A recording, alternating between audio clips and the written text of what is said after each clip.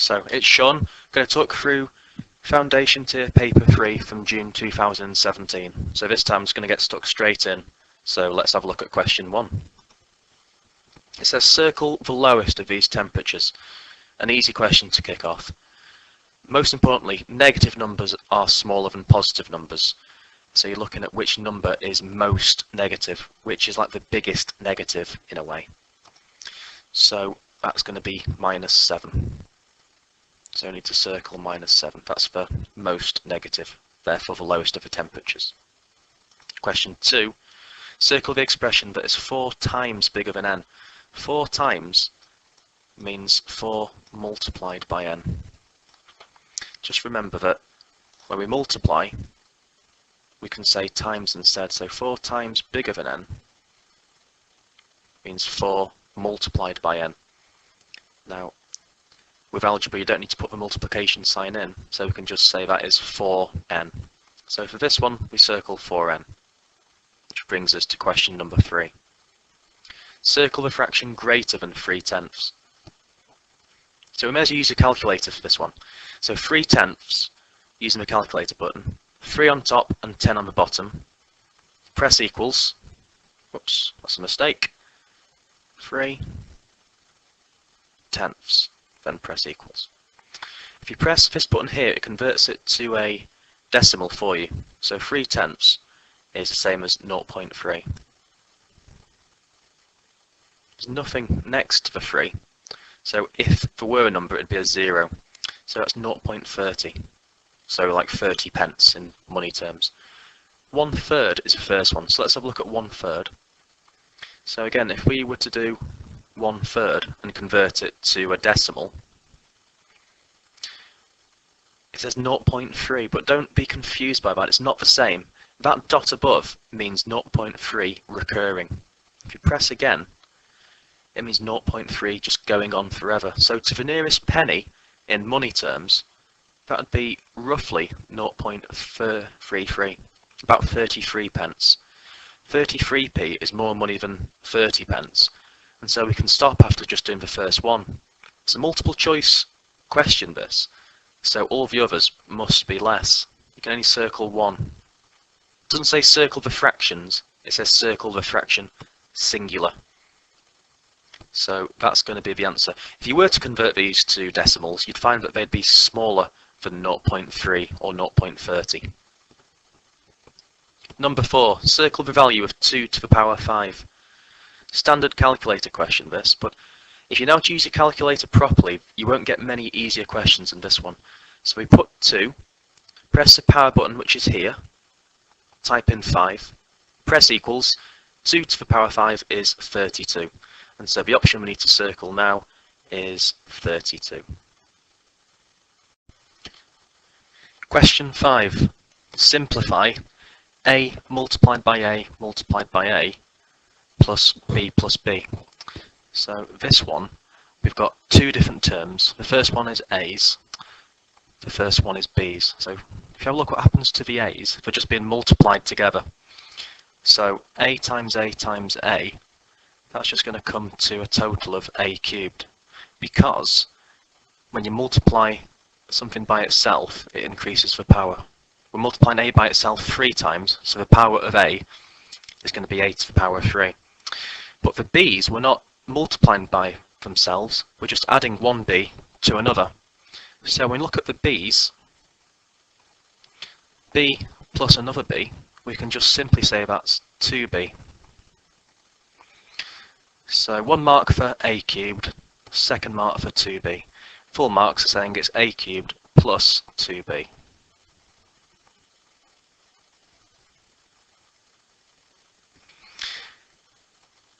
Part B. Simplify 5 brackets x plus 3 minus x plus 2.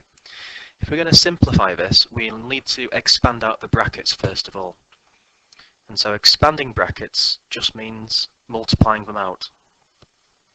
So 5 brackets x minus 3. First of all, we need to multiply the 5 by the x, and then the 5 multiplied by the 3. 5 times x is 5x, and 5 times 3 is 15. So we get 5x plus 15, minus x plus 2. We've got two different things here. We've got x's and we've got numbers, units. So looking at the x's, we've got 5x's over here, and we're taking away 1x. That'll leave us with 4x's. Then looking at the numbers, we've got positive 15, positive 2. 15 plus 2 is 17, positive 17 at that. So the final answer is 4x's plus 17. Question 6. We've got 12 different cards numbered 1 to 12. So each card has a different number on. 12 different cards, 12 different numbers, all from 1 to 12, and they're put into 6 pairs. Each pair has a total. So what we need to do here is pair them up to give these totals at this side. So the first one's been done. 1 and 2 gives us 3. So what we need to realise now is there's another 10 numbers, another 10 cards we need to pair up to successfully make these totals. So this question is somewhat tricky. It's going to reveal here what numbers we still have to put in. So we've got 11, we've got 12, we have 4, 5, 10, 8, 5 and 6. So there is a way to be systematic with this. If in doubt, the best thing to do is just to essentially guess as best you can and fill in what you can to get the totals. Even if you don't get them all right, you get 1 point in the exam for each correct total you'll put down. Being systematic about it, what we'd need to recognise is that the higher the total, the less ways there is of making that particular total. So for example, 22 can only be made in one way. The only way we can make 22 of these numbers is with a 10 and 12. There's no other way of making 22 apart from with 10 and 12. So what we're going to do here is actually working from the bottom going up. With 10 and 12 gone, how can we make 19 now? Now the only other way of making 19, the only way of doing that now is actually using the 8 and the 11. There's no other way of doing it. So that gives us the 8 and 11, which I've used up. Now what else do we need to make? Now we need to make 14. So again, the more you put down, the easier it becomes, because there's fewer combinations and less things to distract you. But making 14 from these numbers, 3 plus 7 is 10, 7 plus 4 is 11. There's only, again, one way of doing it now, using the numbers that remain, and that's if we use 5 and 9. 9 plus 5 is 14. Now with the others we need 11 and we need 9. So how can we make 11 with the numbers that are left? Only one way. 4 plus 7 is 11. And that just leaves us with 3 and 6, which thankfully makes us 9. And that's fully complete. You need to just be systematic when doing this one, but you will get there eventually. Question 7 is about a number machine. So we've got a number machine. It says work out the output when the input is 4. And so straight away we can just say that the input is 4 means that x is 4. And all it's a case of doing is just following this flowchart every single step of the way according to what it says. We want to work out the output, which is y, which we'll end up with. So as long as you're careful and read the question carefully, you shouldn't make any mistakes. So x, the input is 4. The first thing we're told to do is to multiply it by 3. And after multiplying it by 3, just want to take 2 away. And that will pop the output, which is y. And so if we have a look at that, so we do 4 times 3, equals 12. Then minus 2, the second step, equals 10. So that tells us that the output, y, is 10. So that's 7a done. 7b, exactly the same idea really, but this time, if the input isn't 4, the input is minus 4. So again, the flowchart hasn't changed, but the input that we're putting into it has. But we're still wanting to work out the output. So it's all going in the same direction from the input to the output. So it's the same order of operations.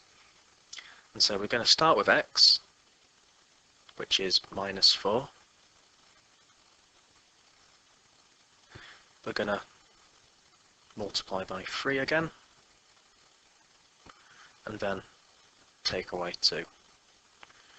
And that will pop y, which is our output. So when x is minus 4, again using the calculator, minus 4 times 3 equals minus 12, minus another 2 gives us minus 14. So when the input is minus 4, the output is minus 14. Moving on to question 8. We're asked for part A, which quarter was the mode for away goals? Just to mention first of all, this is a bar chart about goals scored in hockey games. So a hockey game comes in 4 quarters. Football has got 2 halves. Hockey's got 4 quarters, it says. So along the x-axis is the quarter. Up the y-axis tells us the number of goals scored in each one of those quarters. So which quarter was the mode for away goals? So not home goals, away goals.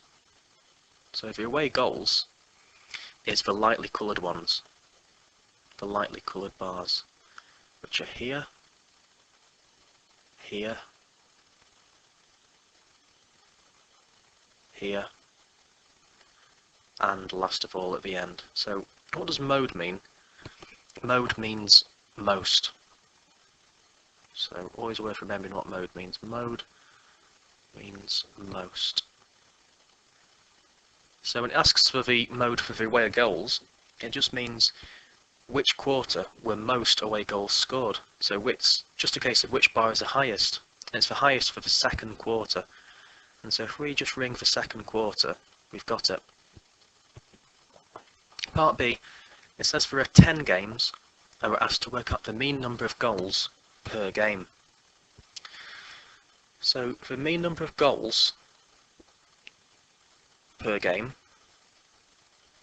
mean goals per game, what this will be, it'll be total goals divided by total number of games.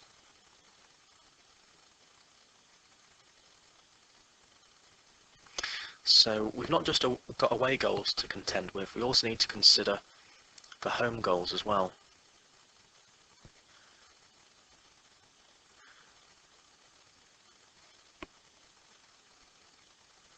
Which are these 4 bars.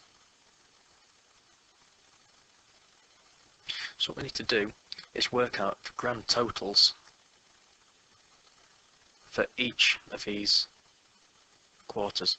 So the first quarter, home goals we had 4, away goals, that's 2. Second quarter, 4 and 8. Third quarter, we've got 8 and 7. And the last quarter, the fourth quarter, we've got 9 home goals, 5 away goals. And so we can add up all those goals all together. And because it's a calculator paper, why not use the calculator? So we've got 4 plus 2, not times, plus 4 plus 8, plus 8 plus 7, plus 9 plus 5. That comes to 47. And so the total goals is 47. We divide that by the total number of games, which we've been told is 10. How do you know it's 10? Well, if we just cast back looking through the question, we were told there are 10 games, so the total number of games is 10 games, hence 10. Finally, there's nothing else to do apart from just to calculate what 47 divided by 10 is, and if we do that on our calculator, we'd get 4.7. That's our final answer for part B. Part C, again, part C relates to this graph. It says in total how many more home goals were scored than away goals. And so if I just remind you of the totals we had from part B, home goals we had 4, another 4 here, 8 and 9, and the away goals 2, 8, 7 and 5. So total home goals, first of all, I need to just add them up.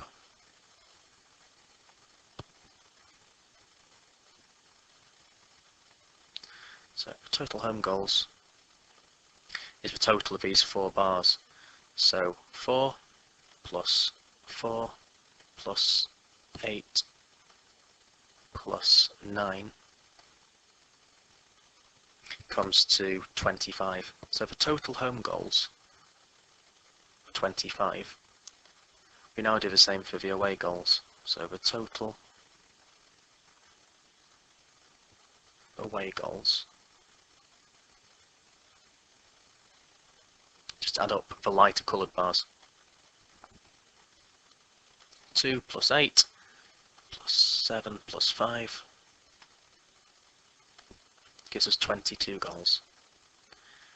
Now it's asking how many more home goals were scored than away goals. So how much more is 25 compared to 22? Well, we can work this out by just subtracting one from the other. So 25 take away 22 is 3. So the final answer for that one is 3. 25 take away 22 equals 3. Now 9 part D, luckily in a way it's only a 1 mark question, but it's one of these questions that requires a bit of in-depth thinking. So Rod reckons that more home teams must have won because there are more home goals. Is he correct? Give a reason for the answer. Well, the short answer is that he's not correct. That's the short answer. So, no, he's incorrect. And in terms of realising why he's correct, it requires a bit of thought. So, I suppose you could say something along the lines of, it is possible that the home team won a few games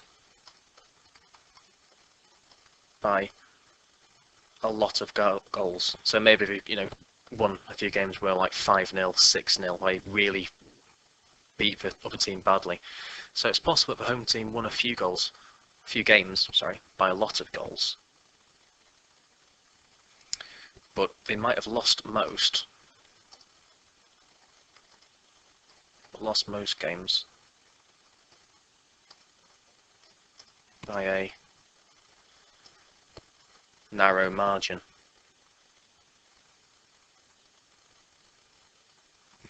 So just to give that an example, because it's quite hard to say. So for example, let me think of a good example. I suppose you could say a home team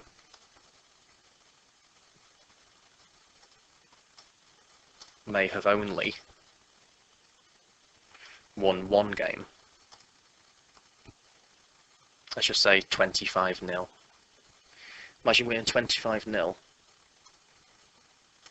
Then they could have lost the other games by more normal sounding scores, like 0-3, 0-1, 0-2, and so on. It's unlikely, but it is possible. So for example, if a football team wins one game 10-0, it doesn't matter if you win it by 1-0, 2-0 or 100-0, it's just one game. However, if that same football team then loses another 20 games 1-0, they might have still scored more goals than what they've conceded, but still means they've lost more games than what they've won. So it's a slightly harder one to get your head around. Luckily, in a sense, it's only 1 mark. Question 9. List all the factors of 30. So what we need to do for this one is, what I'd suggest is a factor spider diagram. So start with 30. Factors will always come in pairs. So think of the smallest number we can divide 30 by. We can divide any number by 1. 30 divided by 1 is itself. That's the same for any number. Any number divided by 1 gives itself. Next number after 1, can we divide it by 2? Because 30 is an even number, we can divide 30 by 2, which will be 15. And again, you can try these on a calculator. 30 divided by 2 is 15, just to double check yourself. 30 divided by 3, we can, and we get 10. It can't divide by 4 without a remainder, so we don't count 4. We can, however, divide it by 5, and 30 divided by 5 is 6. The next number we can divide it by is 6, which we've already got on the other side. So once we repeat a factor, you know you've got them all. And so all the factors of 30 are all these numbers around the side. So all we need to do is just to write these down, all 8 of them, on the answer line. So factors of 30 in order, if you like. Not that you need to write them down in order in the exam, but I suppose you may as well. Got 1, 2, 3, 5, 6, 10, 15, and finally 30 itself.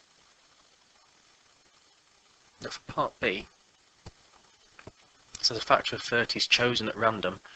What's the probability that it's a 2-digit number? So if we just go back to part A and just see what the factors were, write them down again.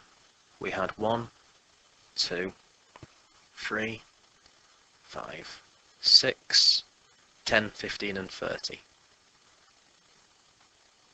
So all these are the factors of 30, and the ones which are 2 digits, we've got 1, 2, 3. So how many factors are there in total? Well, let's see. We've got 1, 2, 3, 4, 5, 6, 7, 8 numbers in total. And so of the 8 numbers we've got in total, 3 out of 8 are 2 digits. So the answer is 3 over 8. Reason for that is we've got only 3 numbers, 10, 15 and 30, which are 2 digits. However, there's 8 numbers in total, so 3 out of 8 of them. We're then going to go on to question 10. We're told in question 10 that each shape has got an area of 24 square centimetres, and it says complete the missing lengths. Now you need to know that the area of a rectangle is base times height. So I'll just write that down just so we can remember. Area of rectangle equals base times height. So we're told what the area is. The area is 24. So 24 is the base of it, which we're told is 6, times the height, which let's just call it h. So 24 equals 6 multiplied by something. You could use a calculator if you wanted, but hopefully you'll be able to see that the height must be 4, because 6 times 4 gives us 24, so that's got to be 4. Triangle's slightly harder, but there is a formula for the area of a triangle, which hopefully you will remember. The area of a triangle is very similar actually to a rectangle. It's a base times by the height, but you can make a triangle by halving a rectangle, so always remember to divide by 2 at the end. So the area of a triangle, we know from the question that that's 24. So just putting the numbers into this equation now. 24 equals the base. Well, we don't know what the base is, that's the question. Let's just call the base b, times by the height of it. Well, the height of the triangle is 16. So we can fill in 16. All of that divided by 2.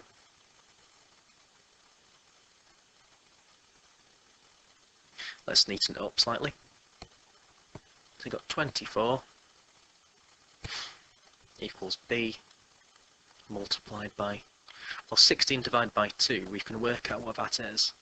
16 divided by 2 is 8. And so whatever the base is, when we multiply it by 8, we get 24. And so what number, when we multiply it by 8, gives us 24? That would have to be 3. And we can work it out directly with a calculator by doing 24 divided by 8.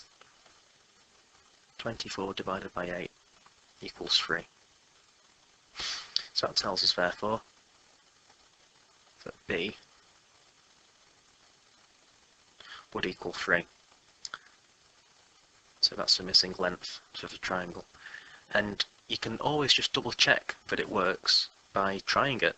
So base 3 times 16 divided by 2 equals 24. It does work. And in fact, although I'm not recommending you do this, you could keep trying just different numbers at the beginning, times 16 divided by 2, until you get to 24. If you've got time in the exam, it would still help you pick up the marks. Eventually, you would have to find that only the number 3 works, so the base must be 3. Of course, though, you would still need to remember the area of a triangle. I have a formula for working that out.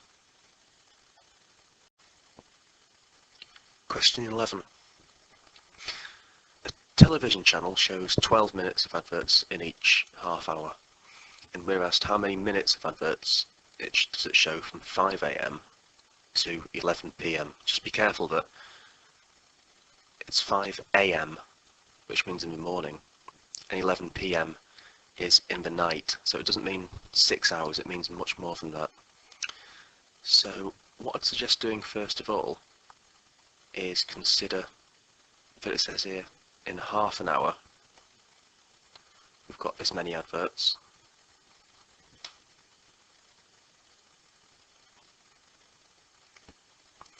"12 minutes in each half hour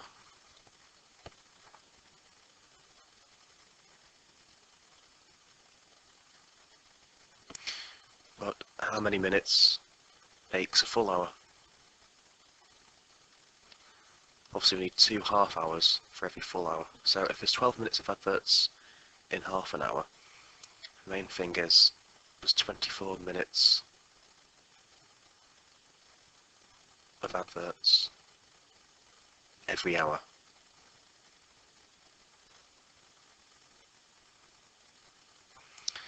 So that by far is the main thing, I'd say. 12 minutes of ads every half an hour. Now, in terms of adverts and how long this TV channel is going on for, you need to think how many hours it's being shown for altogether in one day. So first of all, it starts at 5 AM, which is here. This is a timeline from AM to PM. And the channel goes off at 11 at night, which is down here. So what we need to think about is how many hours in total that is. So from 5 to 6 is 1 hour, 2, 3, 4, 5, 6, 7, 8, 9, 10, 11, 12, 13, 14, 15, 16, 17, 18 hours altogether. So it's 18 hours of TV shown.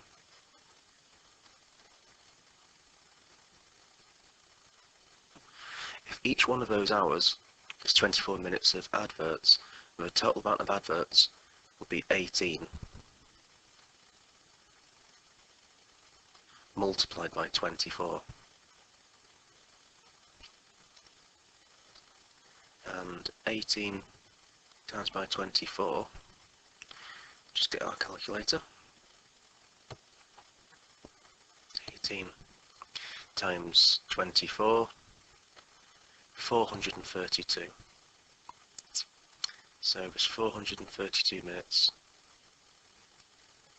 of adverts shown in total. That's our answer. Question 12. Put these probabilities in order, starting with the least likely.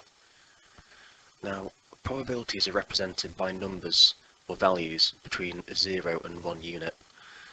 The greater the value, the greater the probability it represents. So this is a question where it's in a way just saying put these numbers in order of size. The trouble we have now is that we've got a mixture of fractions, decimals and percentages. So what I'd suggest is to convert all of these into the same format.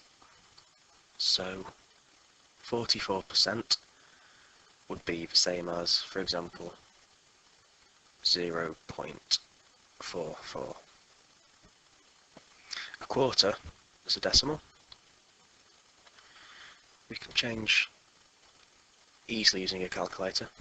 Type in the fraction and then press the conversion button. It tells us that's 0.25.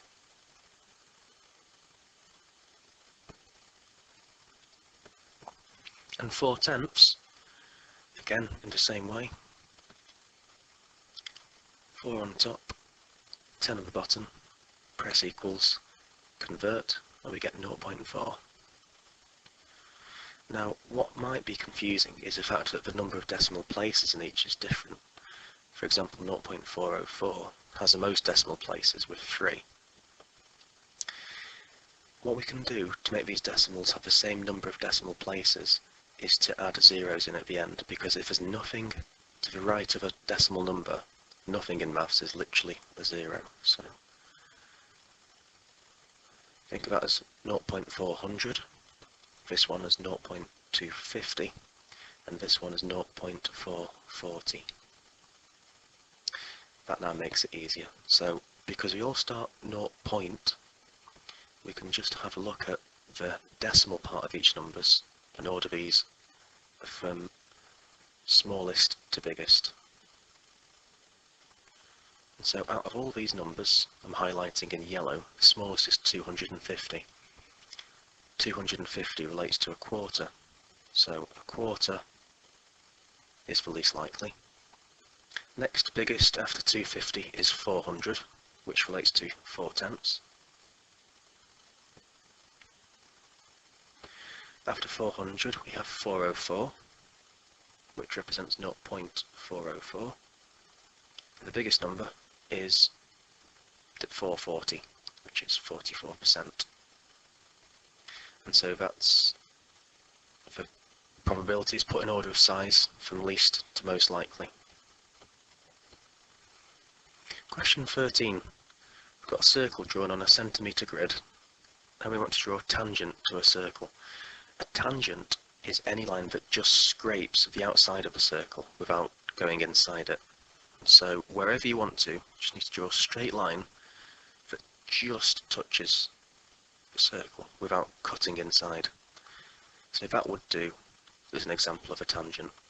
You can put your tangent anywhere, along the top, along the bottom, doesn't really matter, but a tangent absolutely must be a straight line drawn with a ruler. It doesn't go inside the circle. Now part B, remember this is a centimetre squared grid, so what this is saying is that each square inside here represents an area of 1 cm square, 1 square centimetre. And it says here that Grace works out that the area of a circle is more than 9 centimetres squared. Why must this be wrong? It might be tempting to think of a formula for the area of a circle, pi r squared, but just have a look at the circle, and in fact it's on a grid. 9 centimetres squared on this grid would be 9 squares filled in. So all these squares I'm highlighting here, all of them would have to be completely filled in for that circle to be 9 centimetres squared. But if you have a look at the diagram, the circle isn't even filling in 9 centimetres squared. It's much less. So why must this be wrong? We can put down something like the circle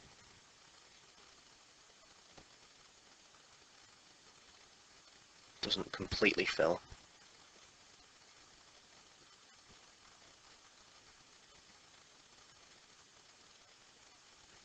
Nine centimetres squared. So its area must be less than that.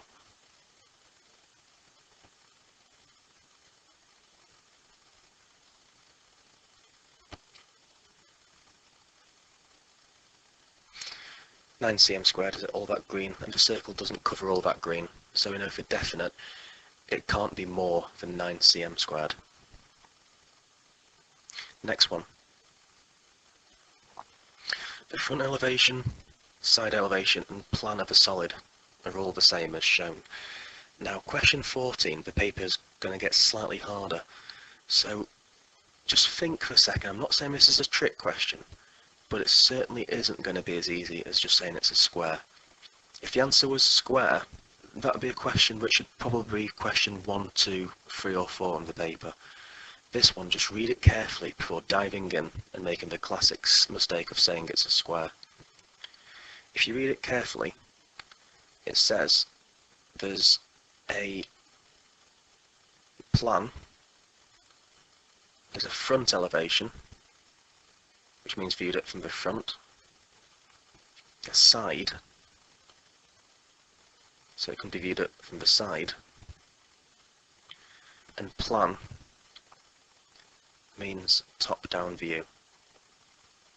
It also says the word solid, so all the signs are there telling you this is a 3D shape.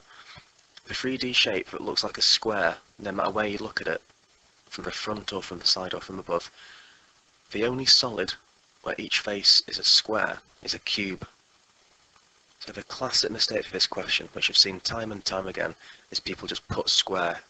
But just have a think. Question 14 is not going to be quite so easy. Or if it is, you're very, very lucky. Similar as well for part B. Front elevation, side and plan. This is a solid again. It's not a 2D shape. It's not a flat surface. It's a solid, which means it's 3D. So what a 3D shape looks like a circle if you look at it straight on. It's not a circle, it's a sphere, which is a fancy word for a ball shape. So not ball or not football, you need to put sphere and spell it right if possible. Number 15. Show that there are exactly 5 3-digit cube numbers. This question, the word exactly is really important. It's not saying 5 3-digit cube numbers, or at least it's saying exactly 5 3-digit cube numbers. So not just any cube number either, but 3 digits is crucial. Now a cube number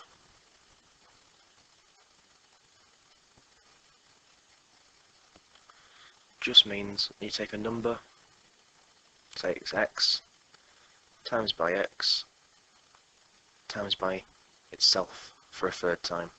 So it's a number multiplied by itself 3 times when x is a whole number. That's all it means by cube number.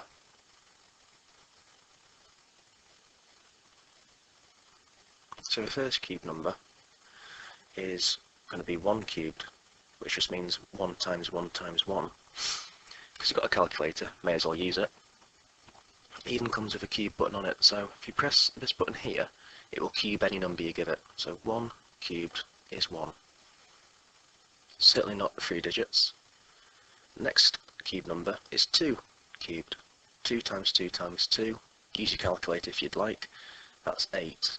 That's not 3 digits either. 1 cubed, 2 cubed. Next one's 3 cubed, which is 27.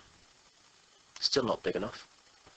4 cubed, 4 times 4 times 4. Calculator will say it's 64. Still not 3 digits though. But by the time you get to 5 cubed, 5 times 5 times 5 is 125. So what we've shown here is that these first 4 cube numbers, although they're cubes, they're too small.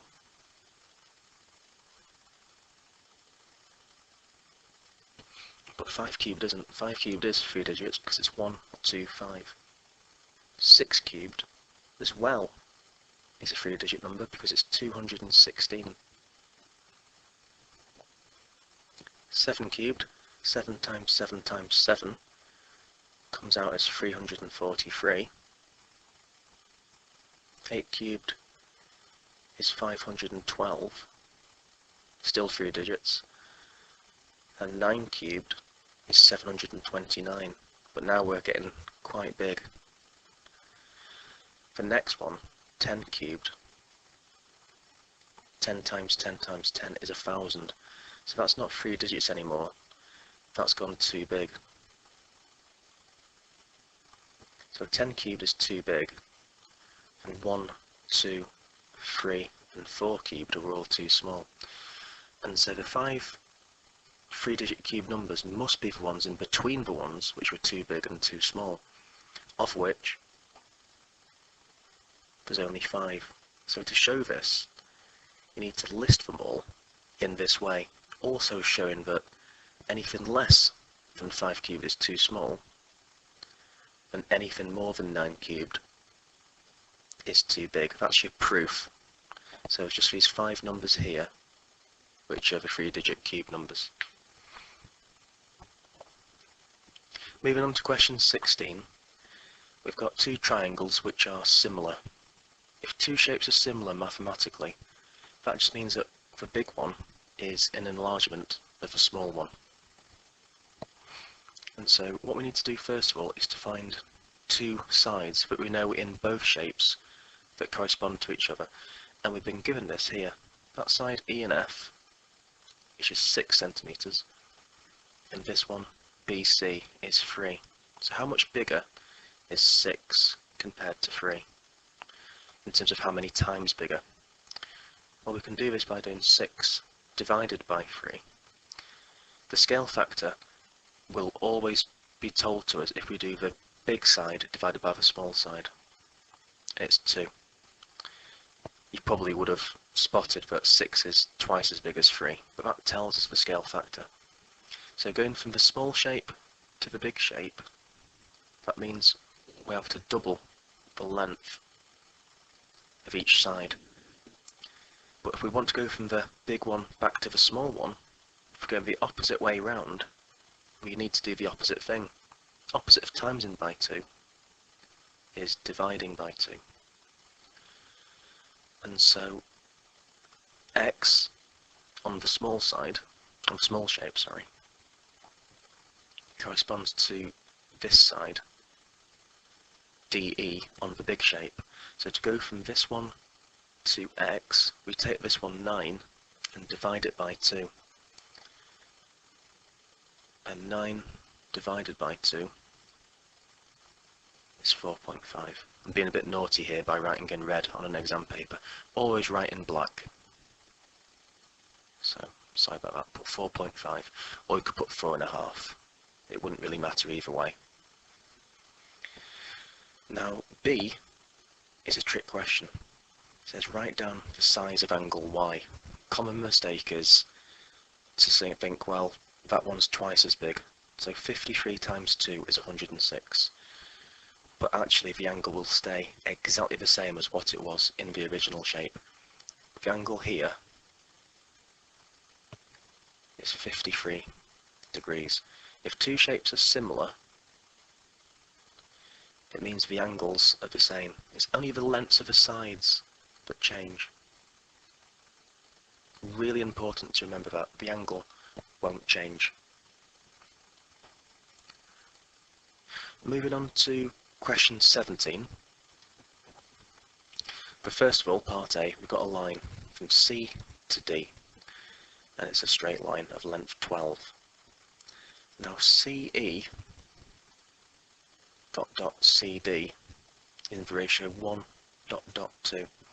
But if you notice, CD is the entire length of the line.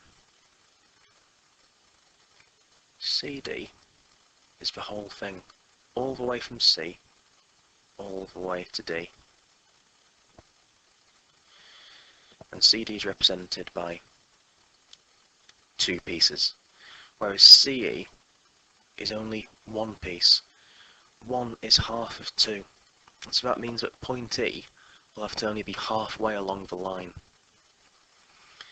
And so getting point E, which we're going to use bar across, halfway along the line would be 6 notches. So 1, 2, 3, 4, 5, 6.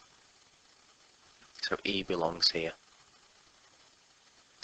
CE, just to show you why that's the case, CE is 6 centimeters long, and CD, the whole line, from one end to the other is 6:12. Now both these numbers could divide by 6, which should give you 1:2, which is what we need, which is what it says. So that proves that CE must be 6 along. Part B, we need to mark point R on the line with a cross. Here it says PR to RQ is 1:3. So if we have PR, RQ, and then we make a note of the total. PR is represented by 1 lot, RQ is 3. 1 plus 3 would be 4 centimeters. But obviously we're told that this line is 12 centimeters. So the total length isn't 4, it's 12. So what we need to do now is think about how we could go from 4 to 12. What do we need to multiply 4 by to get 12? The answer is 12 is 3 times bigger. So we need to multiply each of these numbers with the ratio by 3 as well.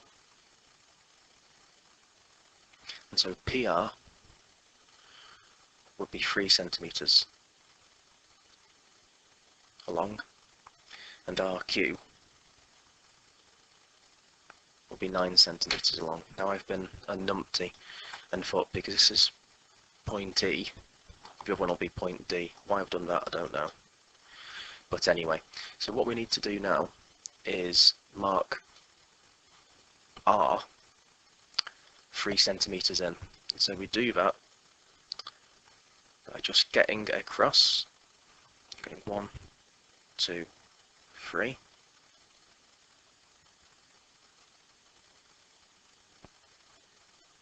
Which is 1, 2, 3, and marking that point R.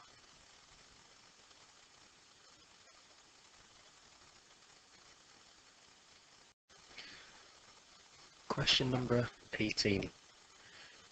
Pretty tricky question this, or can be. We've got 2 different brands of battery sold in a shop. Now most importantly you need to look at the fact that the 2 battery packs have different numbers of batteries in them. what I'd suggest doing is keeping brand A and brand B completely separate to each other. So on one side, I'm going to say about brand A. On the other side, I'm going to talk about brand B. A common mistake here is to work out the price per battery, but the trouble here is the different batteries have different lives. So what we're interested here, if you're buying batteries for a toy, you're not really interested in necessarily how many batteries you're getting. If anything, you'd be more interested in how good each battery is and how long it will last. And so the currency we're interested in is the battery life. So if we just have a look at battery A for a second. Battery A, brand A, comes in a pack of 8, and one brand A battery powers a toy for 5 hours. So a pack of 8, each one powers a toy for 5 hours. The total battery life you're buying will be 8 times 5, which is 40 hours of battery life. Whereas with brand B, you only get a pack of 6, so it's tempting to think that, well, that'll be worse value. Having said that though, each brand B battery powers the same toy for 5.5 hours. And so brand B, the total battery life you're buying is 6 times by 5.5. So 6 times 5.5. I'll just show you how to do this on a calculator in case you're unsure, because 5.5 is a mixed number, and a good enough calculator can do this for you. So this Casio one, if you do 6 multiplied and do shift and the fraction button, we can type in a mixed number. 5.5.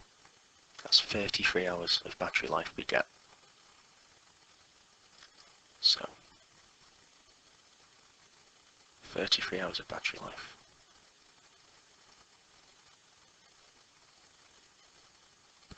So now what we could do is calculate the cost of these hours of battery life. So brand A, the price is £3.60, and so those 40 hours of toy power cost £3.60. Whereas for battery B, the price is £2.94, and so the 33 hours for brand B costs £2.94. The trouble here is we're not comparing like for like. We need to compare the price per hour for each of these. So the best thing I'd say, to go from 40 hours to the price for just 1 hour, be thinking, what can I divide 40 by to get 1? Importantly, always any number divided by itself gives us 1. But to keep the balance, if we divide this side by 40, we need to do the same over here. So £3.60 divided by 40. 3.60 divided by 40. 0.09. So that's exactly 9 pence per hour.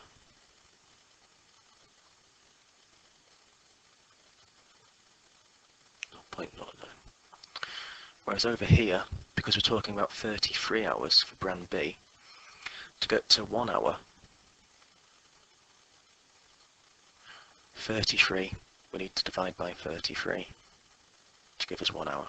But if we divide the hours by 33, we need to divide the other side, the price, by 33. So 2.94 divided by 33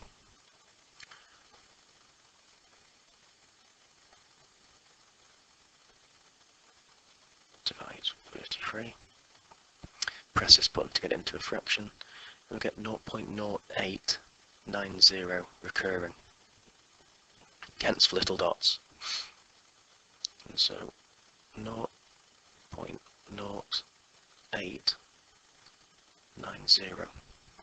So importantly, that would round to the nearest penny to 9 pence as well. However,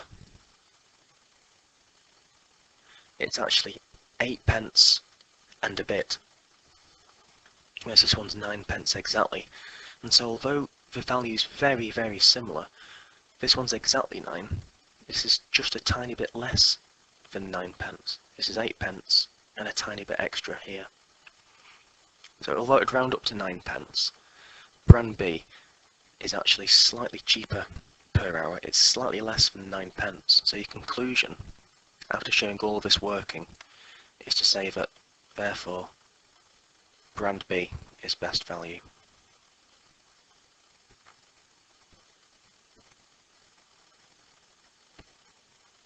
Important to show all stages of working for this one. Question 19. We've got different options for x could be and what y could be. So we're told over here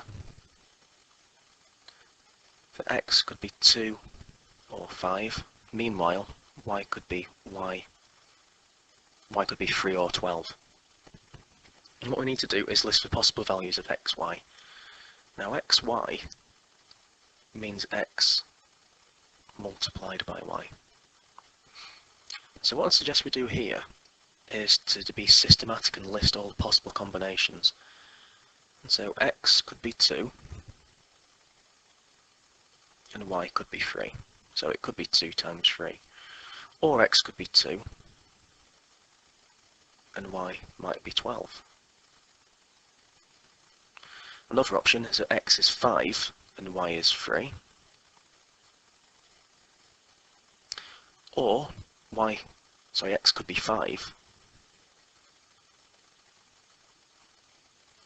and y could be 12. So just listing all these possibilities here, we can make a little table for ourselves. So I wrote x first in each case and y second. So there's actually going to be 4 different possible answers for what x, y could be. So first of all, 2 times 3 means x, y might be 6. 2 times 12 is 24.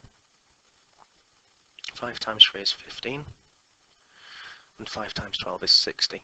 And so all the possible values of x, y, in order of size, or any order you like really, just be 6, 24, 15 and 60. Need to list all 4 possible combinations. Question part B is also similar. We've got the same possibilities for x and y. And so x could be 2 or 5 and y could be 3 or 12. But this time we need to work out x minus y divided by x. And so again, we can do a table and be systematic and just take our time with it. With a calculator, we can afford to take our time and being systematic because a calculator does all the legwork. And so one option, as before, we could have x as 2 and y is 3. So if x were 2, then x minus y will be 2 minus 3, all of that divided by 2. Or we could have x as 2 and y is 12. 2 minus 12 divided by 2. The other combination is that x is 5, y is 3. So if x is 5, x take y would be 5 take away 3, all divided by 5. Or finally, possibly, x is 5 and y is 12. That would give us 5 take away 12 divided by 5.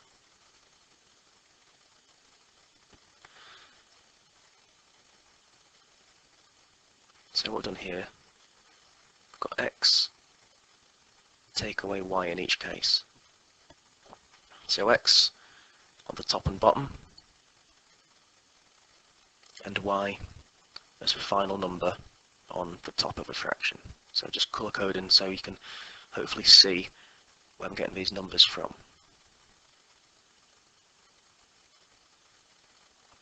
Now it's just a case of computing these in the calculator, just being careful to make sure you don't make any mistakes typing it in. So on the top, for the first option, 2 minus 3 all over 2 minus a half. So the first one would give us minus a half. Second option, to take away 12 divided by 2 gives us minus 5. The next one along, 5 minus 3 divided by 5 is 2/5. And the last one at the end, 5 take away 12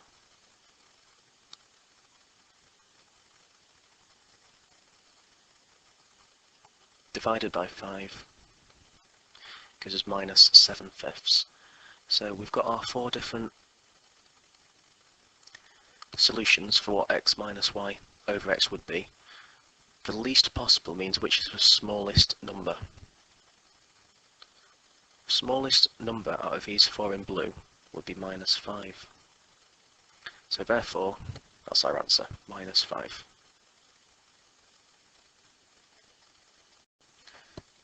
Question 20. An exam has 2 papers, it says, and Anil takes 2 of the exams, he takes both of them. So on one paper, he scores 33 out of 60. On the second one, he gets 75 out of 100. So it's just worth mentioning those. So 33 out of 60 for paper 1, 75 out of 100 on paper 2. It says to work out his percentage score for the exam. So the exam doesn't mean one paper or the other. Because the exam's got 2 papers, the percentage score for the exam means the percentage score for both papers combined. So we need to combine both papers together. So his total score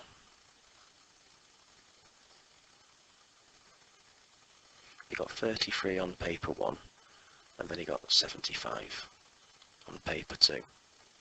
So if we just add those together, 33 plus 75, that comes to a total,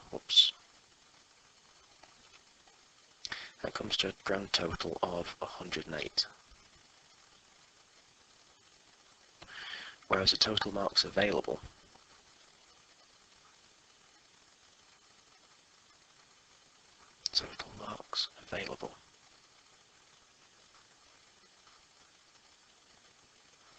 well, for paper 1 it was out of 60, in paper 2 it was out of 100, so 60 plus 100 comes to 160.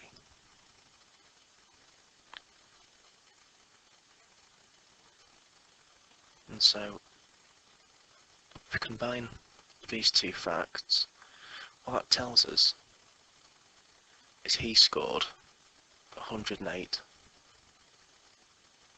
out of 160.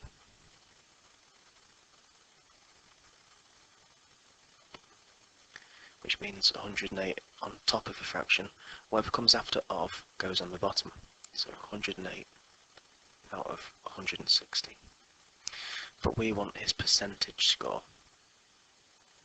not the fractional score, the percentage score.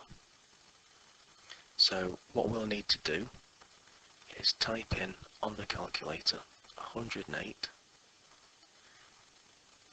out of 160. Press equals, we get 27 out of 40.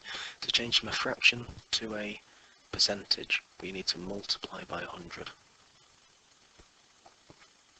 Press that to change it to a number like so, we get 67.5. So his total score on the exam is 67.5%.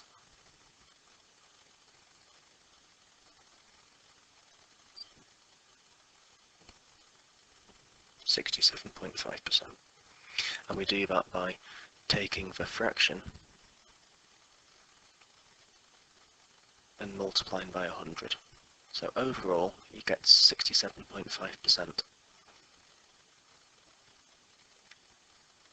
Question 21 is a ratio question. So we've got purple paint, which has been going to be made by using a combination of red paint and blue paint. So for red paint, we mix together 5 lots of that. And the blue paint, we mix 2 lots. I'm going to do this question 2 different methods, because ratio can be quite tricky for some. And this isn't the easiest one of them. So red paint 5 lots, blue paint 2 lots. If we now compare the numbers of litres he actually has, there's 30 litres of red and 9 litres of blue. So if we compare this to what we've got here,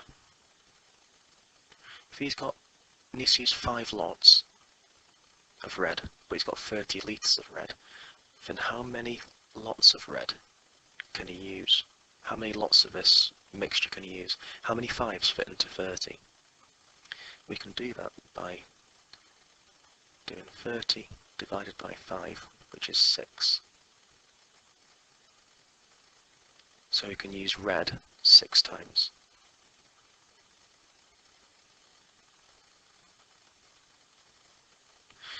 But if he's using 2 lots of blue paint for each lot of his mixture, but he's only got 9 litres of paint to play with, then how many lots of 2 can he get out of 9? Well, the answer to that one is 9 divided by 2, which is 4.5. So he can only use 4.5 times of 2 lots of blue. So actually what this says is the blue's going to run out before the red. It's got more red than blue. You could use 6 lots of this mixture based on the red, but only 4.5 based on the blue. So the limiting factor is for blue. And so actually you can only use 4.5 times that mix. So if we have a look here, 5 lots of red plus 2 lots of blue would make 7 litres of paint. But we can use 7 litres of paint and we can mix that together 4.5 times before the blue runs out. And so the total paint we can make would be 7 multiplied by 4.5. 7 multiplied by 4.5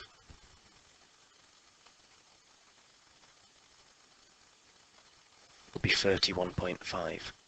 And so we can make 31.5 litres of purple altogether. Now bear with me, if that way didn't go in, I'm going to show you another way right now using a table method. So another way of tackling this question, you could do a table like this. So what this means is red paint and blue paint is in the mixture. For every 5 lots of red paint, we'll mix with that 2 litres of blue. But just keep an eye on how much of each paint we have. Got lots of red, 9 litres of blue. Forgive my illustrations, they're pretty terrible. But what I'm going to do here is say I've got 5 lots of red. 1, 2, 3, 4, 5.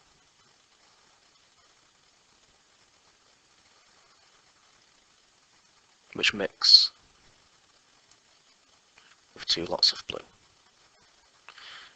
Now that would give a total of 7 litres.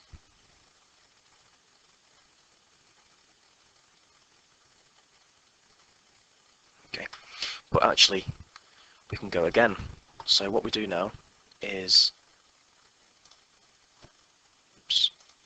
have another lot of 5 red,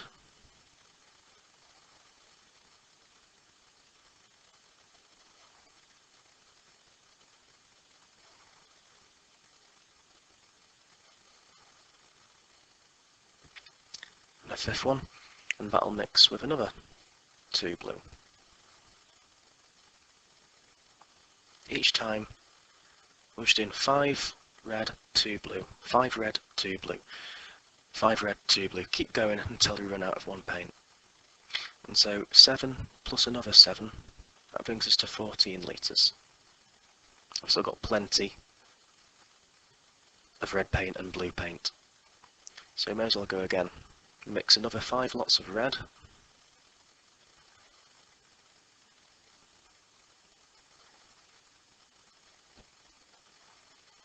With another 2 lots of blue.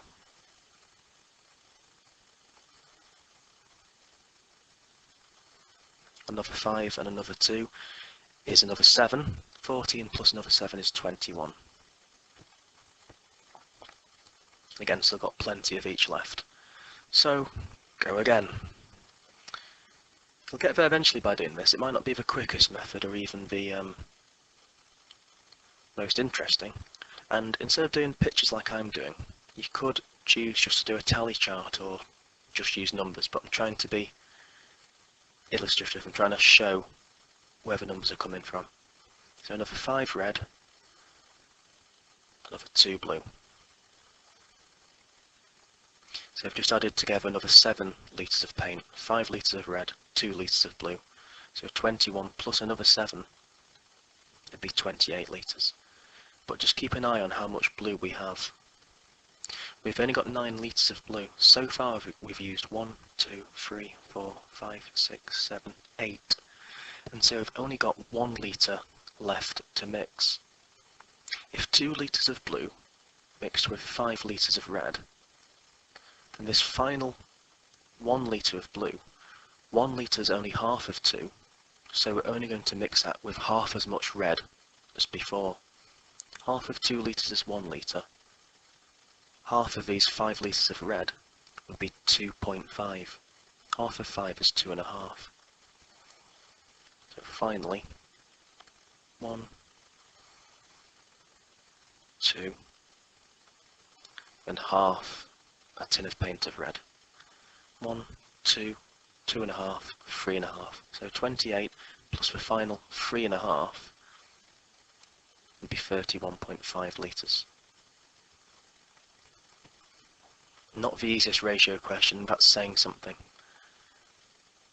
But 31.5 is what we should get. Question 22. We've got a shape made from 2 triangles and 4 congruent parallelograms. The triangles are equilateral, it says in part A. We need to tick which one it is. So all we're told is that the 4 parallelograms are congruent, which means identical. So congruent, just remember that's a fancy word for meaning identical. So because of that, are all the triangles equilateral? Well, not necessarily. They might be, they might not. So that could be true. I'm going to explain why by using this diagram here. So here the triangles look equilateral, but the parallelograms could be any size. As long as they're all the same size, they could be really thin, they could be really wide, in which case that would be an isosceles triangle. So the triangles will always be at least isosceles, maybe equilateral, but maybe not. They could be really thin, tall triangles, or really flat, squished in ones, so we just don't know. They could be equilateral, but not necessarily. And part B the triangles are congruent. Is this true or not? Well, that will definitely have to be true. Because parallelograms are congruent, you can think of the triangles as being made from the parallelograms, because the triangles are just the gaps in between them. And so if the parallelograms making the triangles are congruent, the triangles themselves must be congruent too, because the triangles are made from the parallelograms in a sense. And so that one must be true. Question 23. The length of a pipe is 6 meters to the nearest meter. Complete the error interval for the pipe. So an error interval means what could the value have been before it was rounded. So it's been rounded to the nearest meter. What's the smallest it could have been before it was rounded? The smallest it could have been is 5.5. Any smaller than 5.5 and it would have rounded to 5. But 5.5 would just be enough to round it up to 6. And so the biggest possible limit it could be is 6.5. Now if you're thinking, but if it was 6.5 it would round up to 7.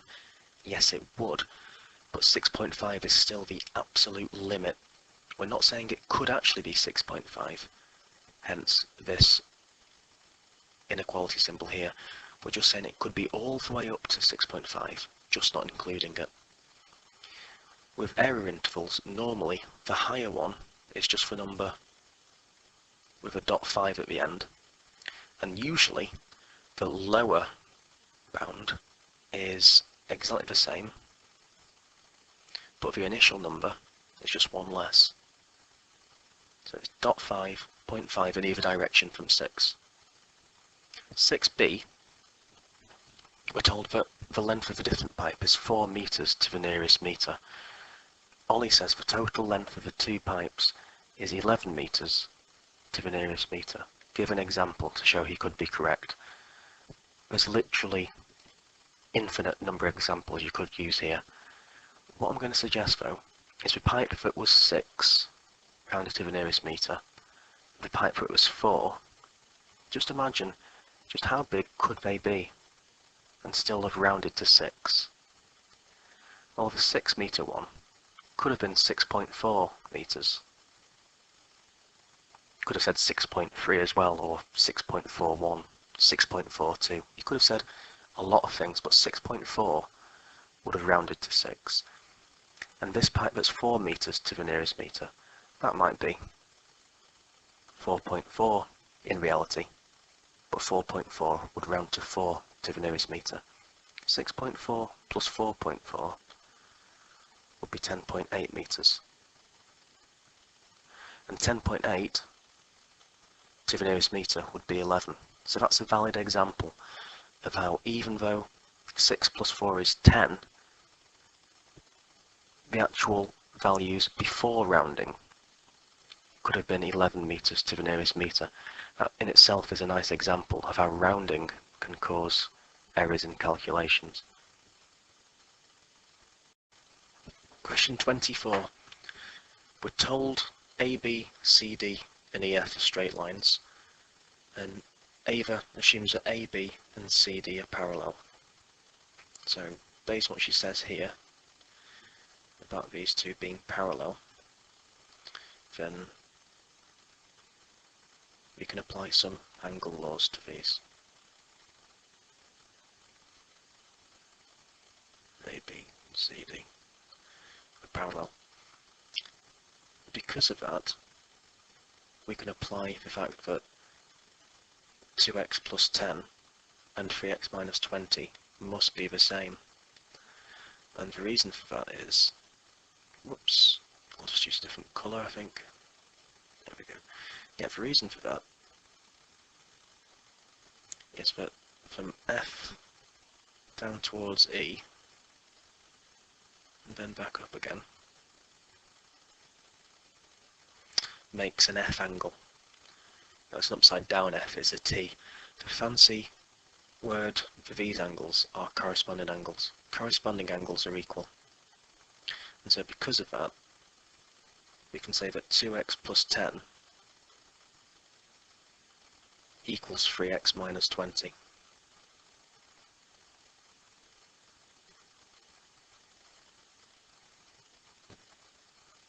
And that gives us an equation in terms of x, which we can now solve.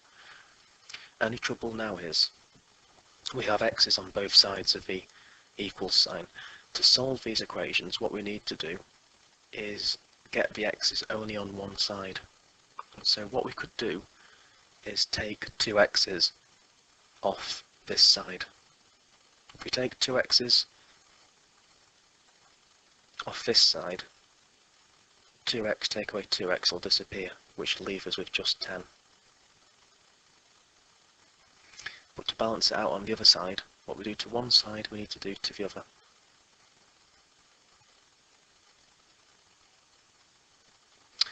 Three x take away 2x would leave us with just 1x, and then minus 20. So 10 equals x minus 20. And they also explain this by the whole idea of swapping side and swapping sign. If we move those two x's across, they change from being positive to negative. 3x take away 2x leaves us with just 1x. So finally here, we want to work out what x is on its own. So in the same way, we could just add 20 to both sides to get rid of this minus 20. Or you can think of it in terms of swapping side, swapping sign. Opposite of minus 20 is to add 20. And so x will be 10 plus the 20 we've just moved, which is 30. Now we're not solved it yet because it's a big 4-mark question. So if we just give some more space, x is 30. But this angle here is 3x minus 20. So if x is 30, 3x's will be 90, because 3 times 30 is 90. Take away 20, which is 70 degrees.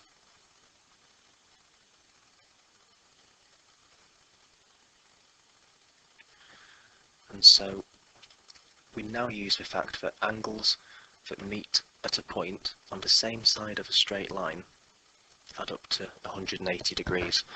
And so this angle here and y will add up to 180 degrees. So finally we can say that y will equal 180 take away 70, which will be 110 degrees. So that's the final answer for what y is equal to.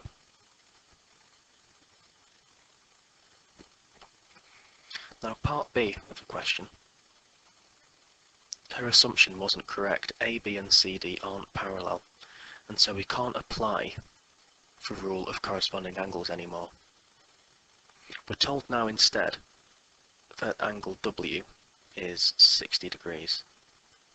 So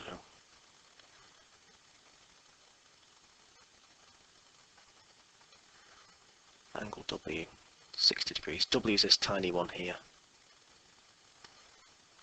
Now angle W is immediately opposite to this angle over here. And these angles also have a name. If we make an X shape, they're called vertically opposite angles. And they're equal as well. And so what we can say now is that W is the same as 2x plus 10. But W, we're told, is 60, so we can actually replace W with the value of what W actually is, which is 60. Now we've got a new equation in x. So we want to have x on its own. So what we can do is we can move this plus 10 across to the other side. And if we swap the side, we swap the sign. So the plus becomes minus. 60 take away 10 would leave us with 50. So 2x is a 50.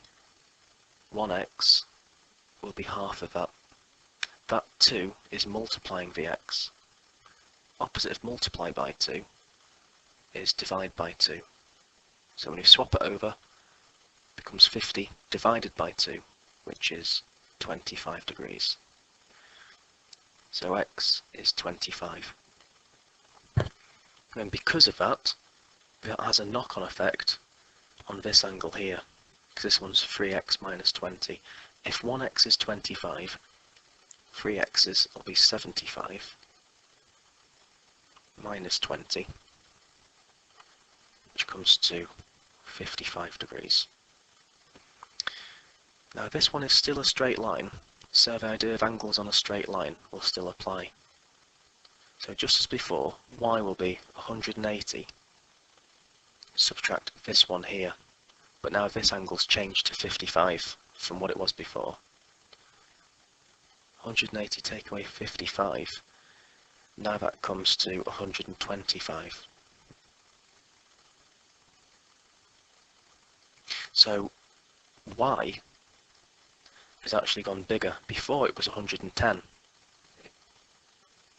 but now we're saying it's 125. So this is for working, which you need to support your answer, but actually we need to tick that y is bigger. Question 25. It says there's 720 boys and 700 girls in a school. So it's about studying French, this question. So 720 boys in a school. And we're told the probability that a boy chosen at random studies French is 2/3. We're also told for 700 girls, and the probability that a girl chosen at random who studies French is 3/5. So now we need to work out the number of students in the school who study French. First of all, just the boys. The probability that a boy chosen at random studying French is 2/3. That's another way of saying that 2/3 of the boys study French. So 2/3 of 720.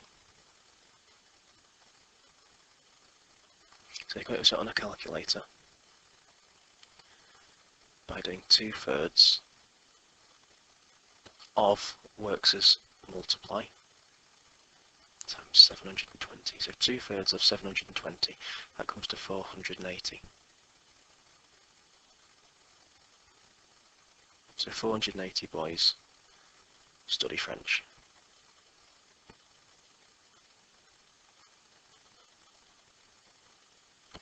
And the girls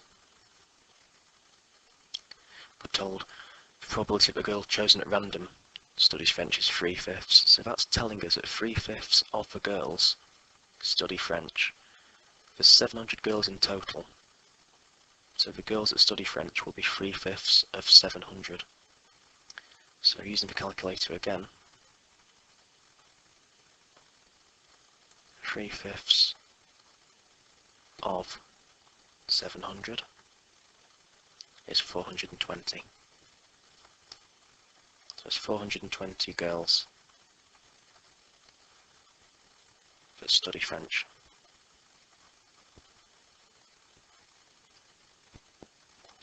The question asks the total number of students in the school that study French. So the total number of students studying French is the number of boys that study it, which is 480, plus the number of girls studying French, which is 420. 480 plus 420 comes to 900 students. So the final answer is we've got 900 students that study French.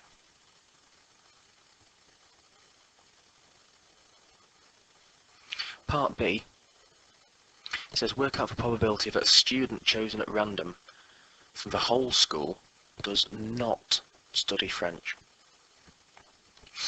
Well, how many students are there in total? Go back to part A. There's 720 boys and 700 girls.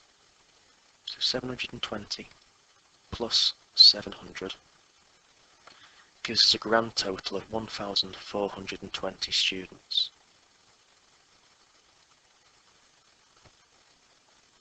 Now from part A, 900 study French,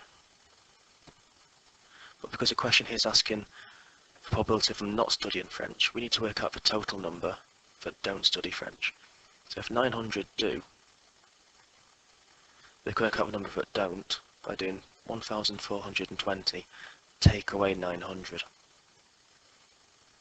So 1,420 take away 900 gives us 520.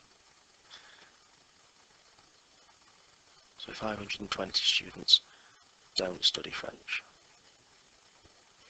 Often with probability we can consider them as fractions.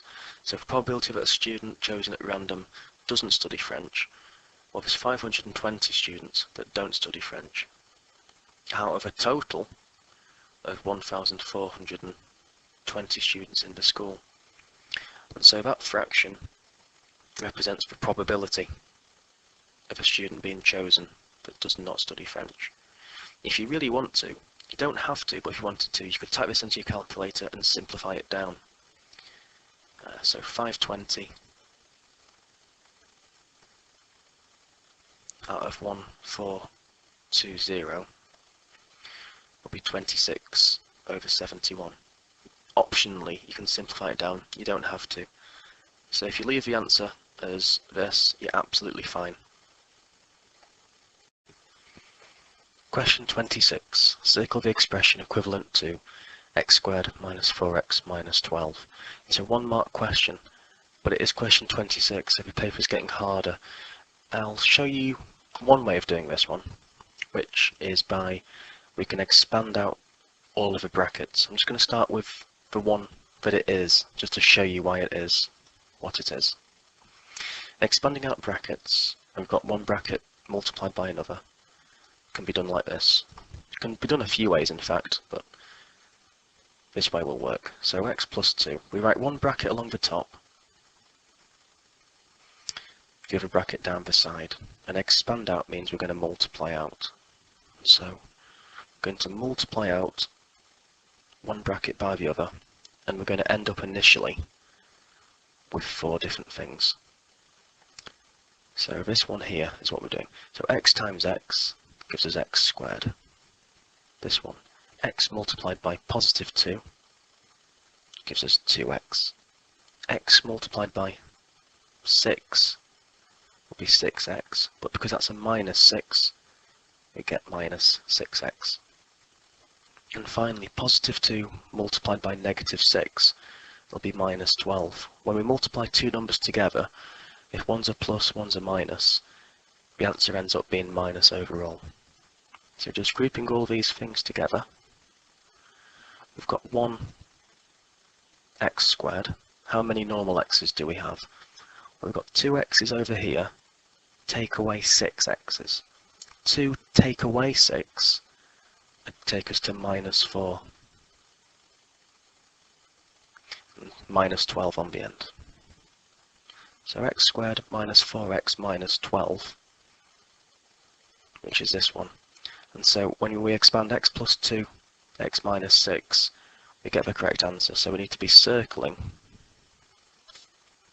this one. I'm going to just now though show you a little calculator trick you can use. We're not told what x is, are we? So we can make up a number for x. So try any value for x. This is just an alternative. Try any value for x. So if you're watching this video, chances are you're going to be taking your GCSEs. So let's say, right there, let's say you're 17. So let's just try x equals 17. You could try x as a million if you wanted, it wouldn't really matter. But here we're going to try for x is 17. So if x was 17, this means x squared would be 17 squared. 4 x's means 4 times x, so in our case 4 times 17, and minus 12, that would be 209. So if x were 17, we don't know what x is, we get 209. Then we can just try each one of these brackets and see what we get. Not bad. So this bracket over here. So again, keep x as 17, x minus 4, that means 17 minus 4, x minus 8, that means 17 minus 8. That could be 117, which isn't the same. The only one that would match would be this one.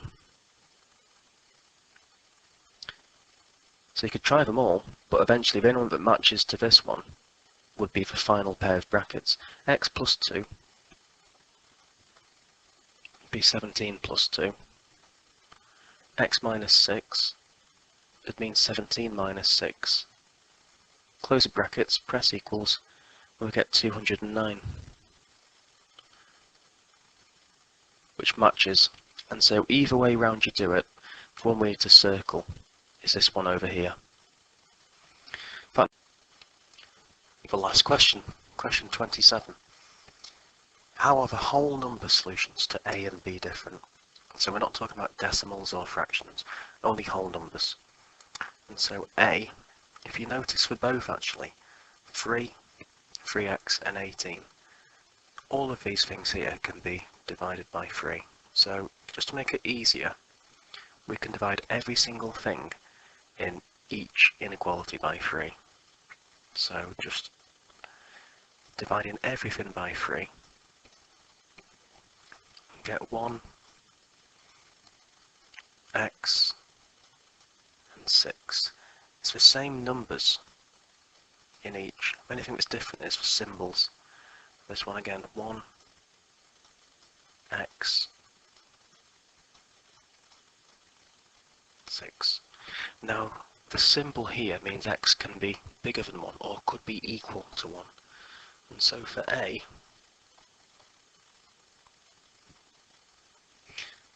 the possible values of x are x is allowed to be 1, x could be 2, x could be 3, could be 4 or 5, but x must be less than 6. There's no line underneath there, so x can't be 6, it's not allowed. So the biggest whole number value x could be for A is 5, and for B, now x must be bigger than 1 because there's no line underneath here. So x can't be 1, the smallest it can be is 2, can be 3, 4, 5, and this time it can be 6 because this inequality symbol has a line underneath. So x can be smaller than 6 but is also allowed to be equal to 6. Well, the question here asks us how are the whole number solutions to A and B different? And so we could put this into words if we wanted. And so putting it into words, we can say something along the lines of that for A, x can be 1, but it can't in B. And then we can say similar for B, and for B, x can be 6, but it can't in A. So something along those lines would give you the credit. And that's all of the questions talked through now, so I hope you found at least some of that useful, and best of luck in tackling the real exams.